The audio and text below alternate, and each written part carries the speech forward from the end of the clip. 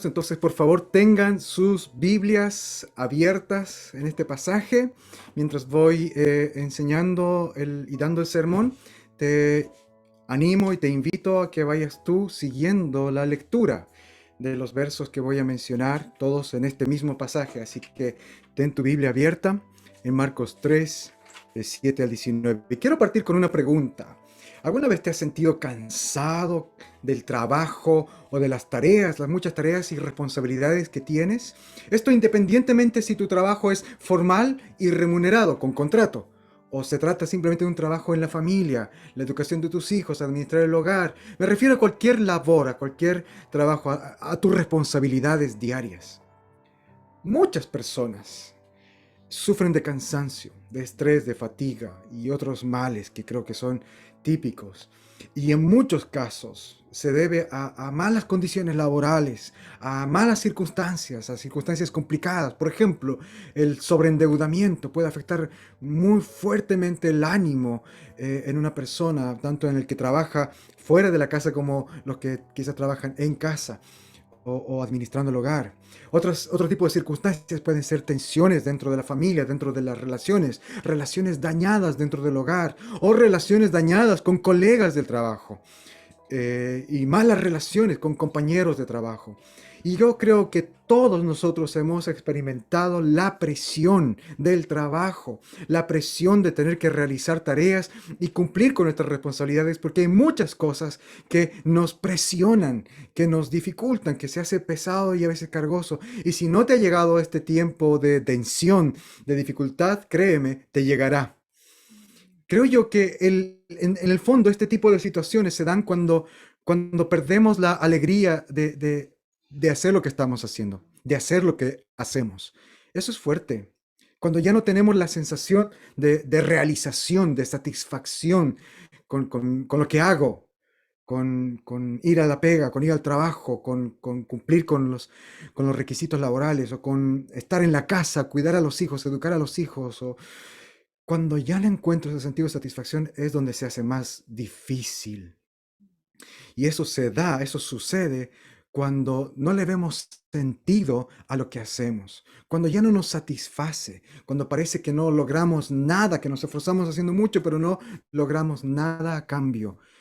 Y yo creo que eso se da así, eso sucede porque hemos perdido el rumbo, porque hemos perdido el sentido de misión, de efectividad, de logro. Si has estado experimentando algo así en tu vida, o si en algún momento lo vas a experimentar, déjame decirte que hay esperanza. El pasaje de hoy, de Marcos, nos muestra cómo el Señor Jesús experimentó grandes presiones en su ministerio, pero también nos enseña cómo es que Él no perdió su objetivo, no perdió de vista la misión que Él tenía. Es más, Él supo cómo aligerar la carga para poder cumplir con la misión que Dios el Padre le había encomendado. Así que este pasaje va a ser muy, muy importante para ti, ya sea que lo estés viviendo este tiempo de tensión o para el futuro cuando te toque vivirlo. Te animo a escuchar con atención, a tomar apuntes, porque te va a ayudar ahora o en el futuro. Porque a pesar de toda la fatiga, a pesar de todos los ataques y todas las presiones, Jesús supo enfocarse y mantenerse enfocado en su misión y también supo cómo aligerar su trabajo, su carga, cómo distribuir esa carga. Y eso es una poderosa lección que en el fondo nos va a enseñar el Evangelio. Así que antes de continuar con esta meditación, déjame encomendar este sermón en las manos de Dios. Te invito a orar. Oremos. Señor, te ruego que ilumines ahora nuestros corazones con tu luz, que nos muestres tu gloria por medio de las Escrituras y que podamos conocer más a Jesucristo, tu Hijo, mediante la bendición del Espíritu Santo y la meditación en tu palabra poderosa y preciosa. Amén. Amén. A partir de este pasaje del verso 7 de Marcos 3, comenzamos una sección completamente nueva en el Evangelio. Eh, Todos los pasajes que estudiamos antes, que ya vimos en los versos anteriores, tienen que ver más que nada con la aparición de Jesús y los comienzos de su ministerio. Ahora vemos que el ministerio de Jesús entra en una nueva etapa, una etapa de crecimiento y de popularidad que son enormes, gigantescos. Su campo de acción sigue siendo la región rural y pequeña de Galilea. Jesús se sigue movilizando en esa región, que es una región pequeña, campesina, al norte del país. Pero la fama de Jesús ha trascendido esta región pequeña. La fama y el alcance de su predicación ha cubierto un territorio enorme. Su popularidad se ha extendido por todas partes. Es por eso que ahora comienza una nueva etapa en su ministerio. Veamos lo que dice Marcos, primero en los versos 7 al 12. Miren tu Biblia, el verso 7. El verso 7 nos da el lugar. Dice que Jesús se retiró al lago. Este es el lago de Galilea, en el norte del país. ¿Por qué se retiró Jesús? Marcos no lo dice. Pero siempre me ha llamado la atención que este verso viene inmediatamente después del pasaje en el verso 6, que indica que los fariseos estaban confabulándose con otro grupo de hombres, los herodianos, que era un partido político, un grupo que favorecía al rey Herodes, por eso se llaman herodianos. Entonces, el verso 6 dice que los fariseos, los religiosos de la época, estaban decididos a matar a Jesús. Entonces, quizás Jesús abandonó ese lugar donde estaba, que era Capernaum, ahí en la misma región, y se fue a la región del lago porque quizás los religiosos estaban decididos a matarle, ya. Entonces, como todavía no había llegado el tiempo para tener esta confrontación final con sus enemigos, todavía no había llegado el tiempo de ir a la cruz, Jesús se retira al lago de Galilea, porque en esa otra región donde estaba, en Capernaum, lo quieren matar. Bueno, el pasaje no nos da ese detalle, pero siempre me he inclinado a pensar que esta es la razón por la cual Jesús se alejó. El punto es que a pesar de toda esa oposición, a pesar de que los religiosos ya quieren matar a Jesús, y como vimos en los pasajes anteriores, ellos han estado criticando a Jesús. Vimos 5 series de críticas, de ataques, y vimos cómo el odio de los religiosos y la clase religiosa de los judíos están cada vez más y más resentidos en contra de Jesús. A pesar de todas sus críticas, la fama de Jesús ha crecido. A pesar de toda esta oposición de los religiosos que buscaban desprestigiar a Jesús, la fama de Jesús está en ascenso astronómico. Mira el verso 8. Al enterarse de todo lo que hacía, también acudieron a él muchos de Jerusalén, dice Marcos. Nota los lugares que menciona Marcos en este verso. Él está prácticamente abarcando todo el país. Incluso, de hecho, él menciona regiones que están afuera del país, regiones internacionales. Marcos habla de mucha gente, de grandes multitudes, muchos, muchísimos, se podría traducir, es casi una exageración aquí. Muchos acudían a Jesús. ¿Por qué? Porque las noticias de lo que él hacía, dice Marcos, se habían difundido, habían corrido como un reguero de pólvora. Las noticias de los milagros de Jesús, en otras palabras más modernas, se habían viralizado. Y llegaron estas noticias no solamente a las regiones de Galilea, como indica el verso 7, que mucha gente de la misma región de Galilea acudía a Jesús, pero también dice Marcos de Jerusalén. Esto es la capital. Galilea es una región chica, uno puede decir, sí, por supuesto que se va a hacer famoso en Galilea, es un pueblo chico, pero llegó hasta Jerusalén, hasta la capital, la ciudad más grande de Israel, que además, dicho sea de paso, estaba bien al sur, bien al sur. Para los que vivimos en Chile, es básicamente el equivalente de vivir aquí en Concepción y que las noticias de una predicación como aquí en Chihuayante lleguen hasta Santiago. La única diferencia está que la capital aquí está al norte de donde nosotros vivimos. En los tiempos de Jesús la capital estaba hacia el sur, pero es prácticamente una distancia similar. Entonces la fama de Jesús llegó a la capital. Pero Marcos va más allá y dice que llegaron también multitudes desde Idumea. ¿Qué es Idumea? ¿Dónde está? Idumea estaba fuera de los límites del antiguo reino de Israel. De hecho, la gente de Idumea no eran descendientes de los israelitas, sino que eran descendientes de Edom. Por eso se llegó a llamar Idumea, viene de Edom. Si tú lees el Antiguo Testamento, los edomitas, ahora en los tiempos de Jesús se conocían como idumeos, pero en el Antiguo Testamento eran edomitas. Ellos eran una nación pagana y eran enemigos de Israel, de los israelitas. Ahora, incluso ellos están acudiendo a ver a Jesús. ¡Wow! ¡Wow! Pero Marcos no se detiene ahí con pasar las fronteras en el sur, sino que va más allá, porque dice en ese mismo verso que también acudían multitudes de los alrededores de Tiro y de Sidón. Estas dos ciudades, Tiro y Sidón, estaban al otro extremo. Idumea estaba al sur. Tiro y Sidón estaban al norte y también afuera de las fronteras. También eran pueblos extranjeros. ¿Te das cuenta de lo que está haciendo Marcos? Nos está diciendo que desde el país que es limítrofe al sur, perdón, hasta las ciudades que son limítrofes al norte, ciudades extranjeras, habían escuchado de Jesús. Y mucha gente hacía ese viaje largo para verle. La fama de Jesús trascendió las fronteras. Era un predicador internacional sin haber salido de su pueblo. Esto es sorprendente. Esto es realmente fama.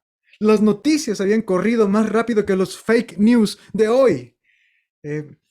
Jesús no necesitó de las redes sociales, del Facebook ni del Instagram para viralizarse. Su prédica, su fama, sus milagros, sus milagros. Y todos querían ver a Jesús.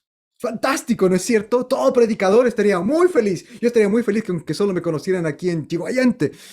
Creo que mi fama no pase de esta cuadra. Mis vecinos me conocen, pero no sé si alguien más. Todo predicador estaría feliz de ver este nivel de alcance de su ministerio, de su popularidad. Sin embargo, Marcos describe este éxito ministerial más como algo conflictivo que como algo positivo. Mira conmigo los versos que siguen. Lee en tu Biblia el verso 9.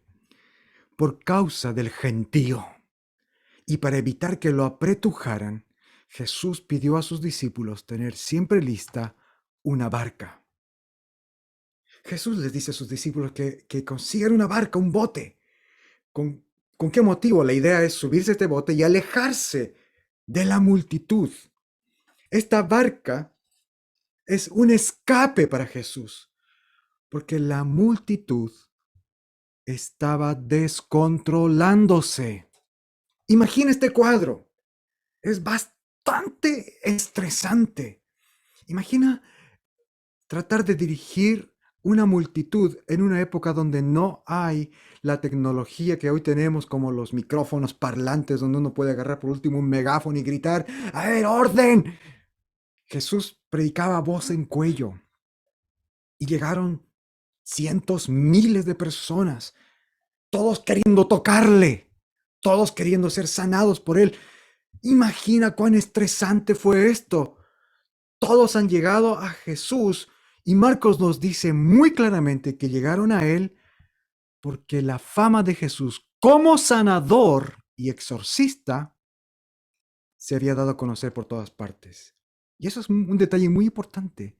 Ellos no habían llegado porque la fama de Jesús como predicador o como un mensajero de Dios había crecido. Esa fama de predicador no había crecido. El tipo de fama que ellos escucharon es: Él puede sanarte.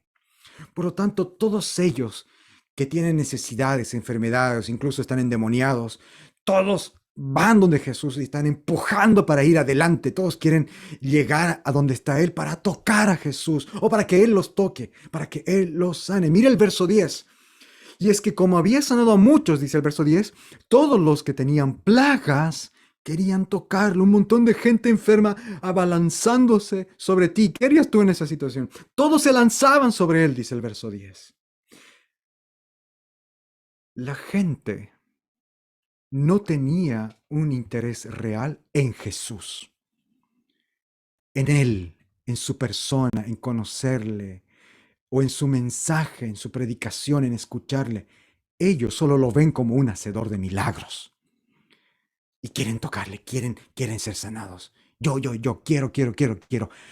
Imagina el ruido, imagina el caos, el polvo, los gritos, la gente quizás codeándose, peleándose, hablando fuerte, escupiéndose. ¡Ah!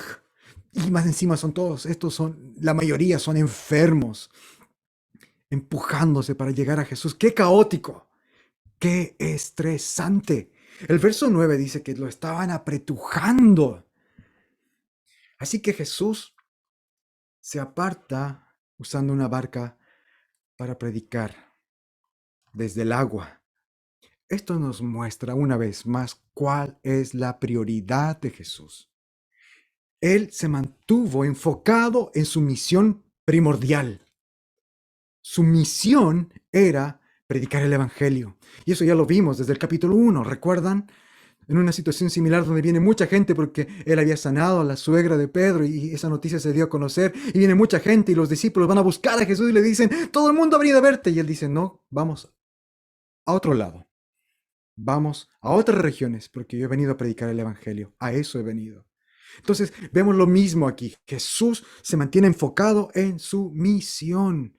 Y este verso nos está mostrando eso, la importancia de mantenerte enfocado en aquello que Dios te ha delegado como la responsabilidad principal. Pero también este verso nos muestra que el ser humano, nosotros somos así, somos como estas multitudes. No queremos en realidad escuchar el Evangelio, no estamos realmente interesados en conocer, en oír, en aprender, sino en recibir.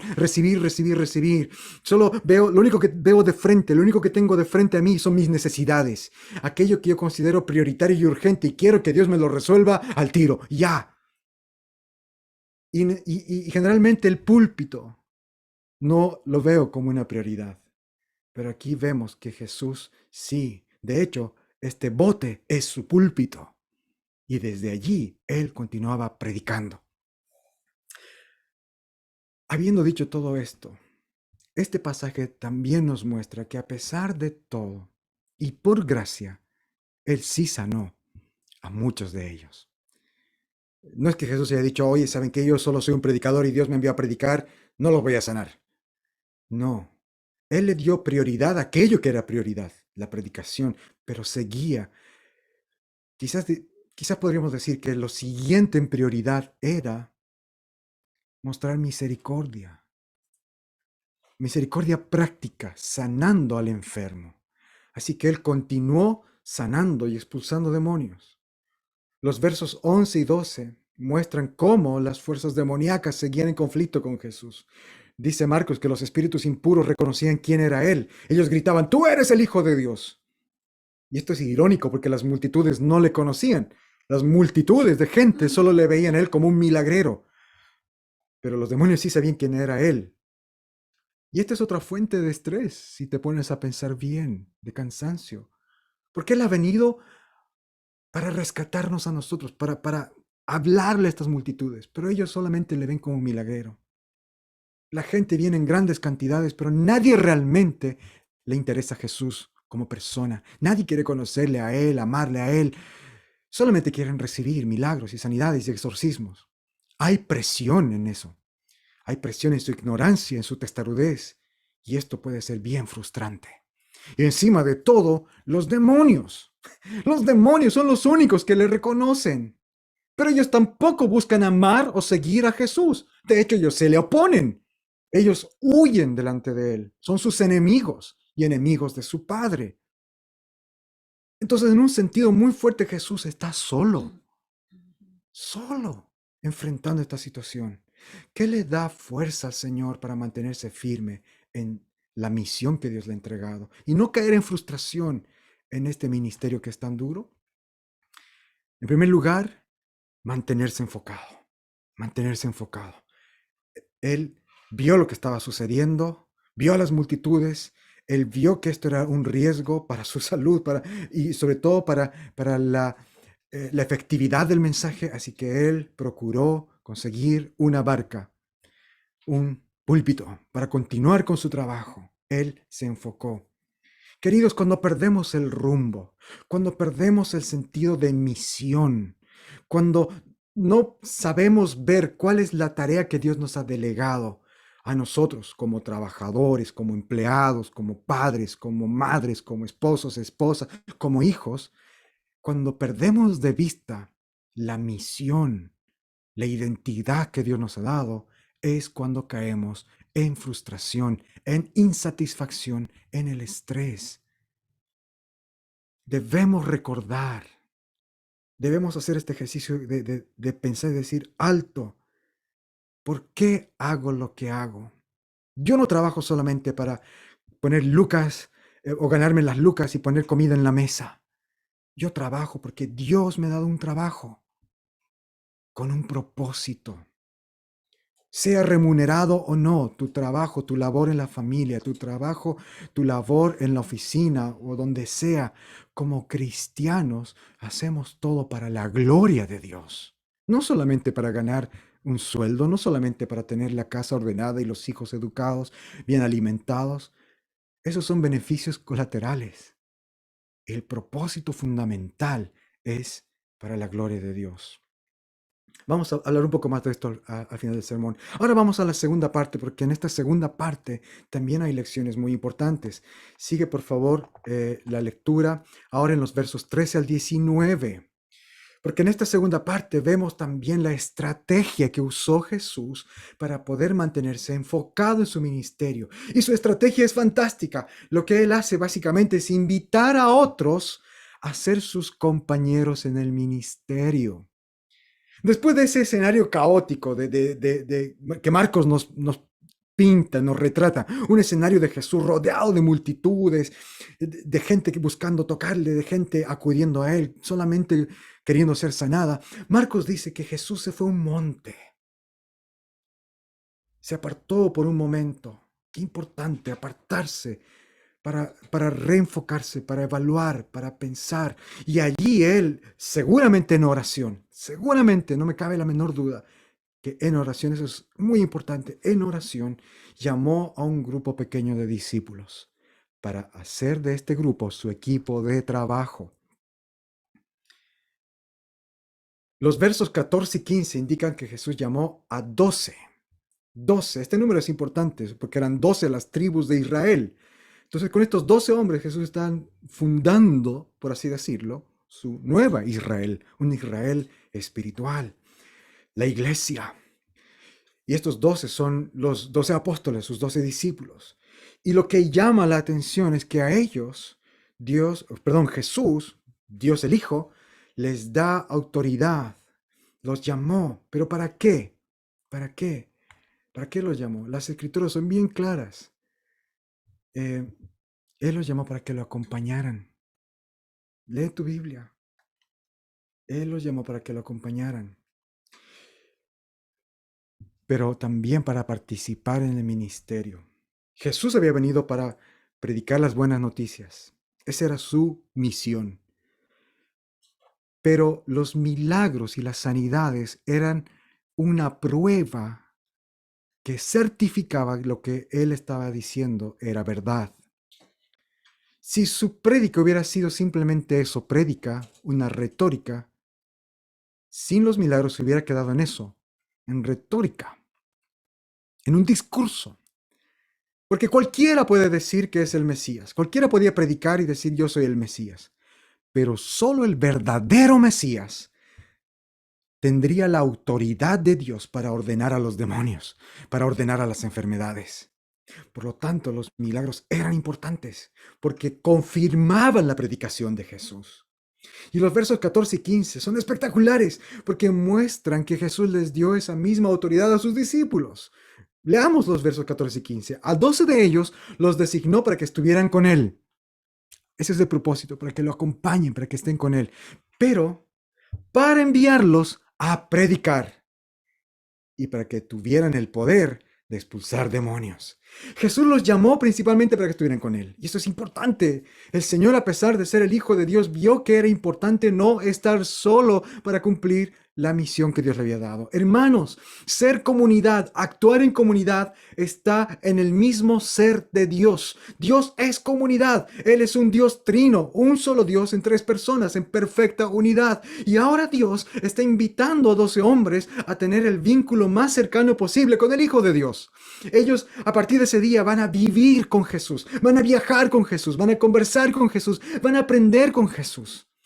Van a aprender no solamente de sus palabras, sino de verle en acción, de verle cómo Él trata a las personas, de cómo Él ora, de cómo Él predica, de cómo se prepara para ministrar a las personas. Esto es discipulado, es caminar junto a alguien, es el evangelio en acción.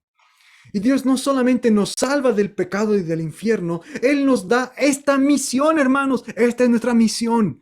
Dios nos llama a comunidad, a una familia en torno a Jesús. Y a ellos Jesús les da esta autoridad para hacer lo mismo que Él hacía. Predicar en primer lugar y expulsar demonios, sanar en segundo lugar. Y eso es lo que hace también con nosotros. Si has perdido el rumbo de cuál es tu misión, tu propósito en esta vida, aquí está en este pasaje. Tú y yo compartimos este mismo privilegio. Dios nos ha llamado para aprender de Él, aprender con Él, caminar con Él y también enseñar a otros, aprender con otros, caminar junto a otros, aprender junto a otros, ser comunidad. Esta es nuestra misión, hermanos. Conocer a Dios junto con otros hermanos y darlo a conocer junto con otros hermanos. Traer más hermanos a la familia. Ese es nuestro propósito. ¿Quiénes fueron estos 12 hombres? Los versos 16 al 19 nos dan la lista y podemos decir mucho de cada uno de ellos, o quizás poco de algunos, pero ese es un tema para otro estudio, no tenemos el tiempo. Solamente voy a destacar de esta lista lo siguiente. La lista la encabeza Simón, a quien el Señor le puso por nombre Pedro, y los dos hijos de Zebedeo, Jacobo y Juan. Estos tres, Pedro, Jacobo y Juan, van a ser los más cercanos a Jesús. De los 12, este era su equipo más íntimo, su círculo más íntimo. Pedro, Jacobo y Juan. Marcos dice que Jacobo y Juan recibieron un apodo, los hijos del trueno, Boanerges. Este es un apodo extraño. Lo más seguro es que es una descripción del carácter de estos dos, que eran explosivos. Jacobo y Juan eran explosivos, hijos del trueno, y Jesús les pone este apodo. Pero bueno, luego están Andrés, Felipe y Bartolomé en la lista. Este último, Bartolomé, no es un nombre, Bartolomé no es un nombre, es más un patronímico, es una palabra compuesta de dos palabras que significa hijo de Tolmai. Bartolmai, Bartolomé, hijo de Tolmai. Su nombre personal era Natanael. Natanael era su nombre personal. Aquí se lo nombra como el hijo de Tolmai, Bartolomé. Luego están Mateo, a quien también se le conoce como Leví, Tomás y otro Jacobo. Para diferenciarlo, Marcos dice que es Jacobo, hermano de Juan.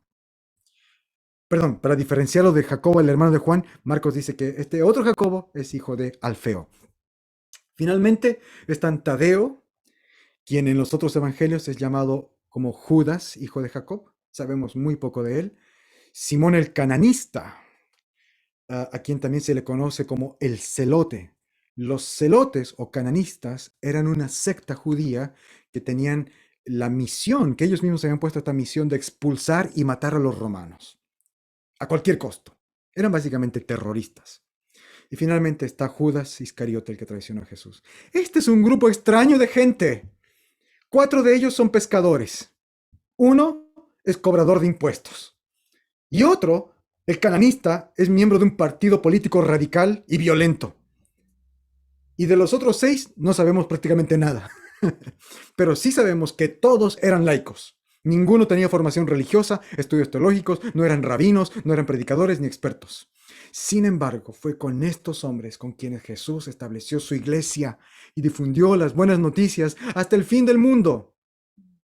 Qué maravilloso que Dios llama y escoge a cualquiera para hacerle su discípulo, para darle esta misión. Y esto es lo importante de esta lista de los 12 apóstoles, porque tú y yo podemos identificarnos con estos hombres, 12 hombres comunes y corrientes, a quienes Dios les llamó y Dios les dio esta misión, la misión más grande. Y hoy día Dios sigue llamando a hombres y mujeres comunes y corrientes. Eso es lo que Dios ha hecho con nosotros. Por lo tanto, nuestro trabajo, nuestras labores están a servicio del Evangelio. Ya sea que trabajes en una oficina, Dios te puso ahí para hacer un buen testimonio, para hacer relaciones con tus colegas, para hablarles de Cristo. Si eres un padre o madre de familia que trabaja en la casa, Dios te los dio para que los eduques en la fe, para que los guíes y los disciplines en el amor de Dios. Si te dedicas a trabajos más manuales y rutinarios, Dios te dio ese trabajo para que por medio de tu esfuerzo, por medio de tu buen servicio, puedas tener acceso a otras personas para presentarles las buenas noticias, para servir al prójimo, para ayudar a otros. A veces caemos en frustración y en estrés porque nos concentramos más en nosotros mismos en vez de las necesidades que están cerca a nosotros. Entonces, si mis jefes no me reconocen mis esfuerzos, si nadie me elogia por mi buen desempeño, si las cosas no me resultan, o mis hijos son medio rebeldes, me frustro, me agoto, me canso.